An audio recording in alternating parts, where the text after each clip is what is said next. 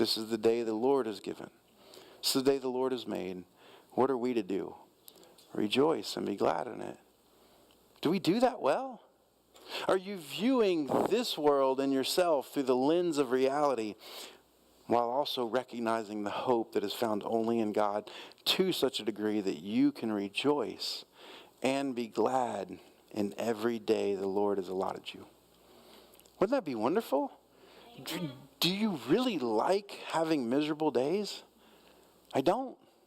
Is that really what you think you should want for yourself? To be miserable because it didn't go the way you thought it would? Because on that day you're confronted just a little bit more with how broken the world is and how messed up you are, and so you're having a miserable day? No. Take your focus off of those things and look to the one who can satisfy. The world gives us uncertainty and fear, but in God we learn to experience it through the lens of answering the question the same no matter the trial. What shall I do? Don't sin and be faithful. That's what he expects from you.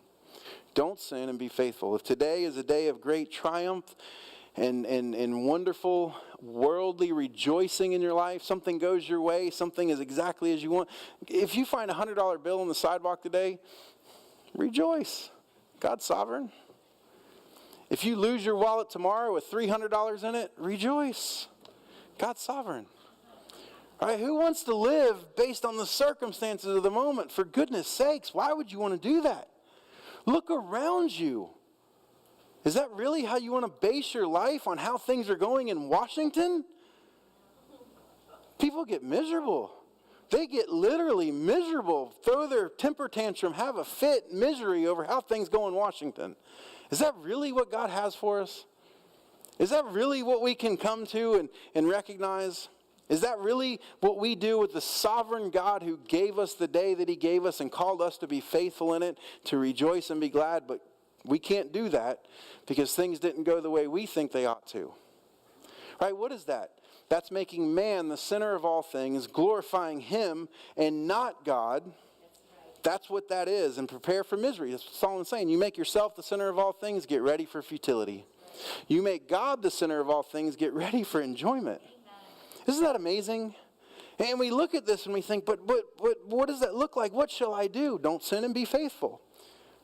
He hasn't made it hard to understand. What does God expect from you? Don't sin and be faithful. If it's a day of triumph, if you have a day of plenty, be faithful. Don't sin. If you have a day of tragedy or trial, be faithful and don't sin. Does it look different? Sure.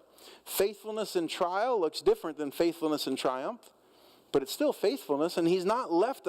He said, this is how I want you to face trial.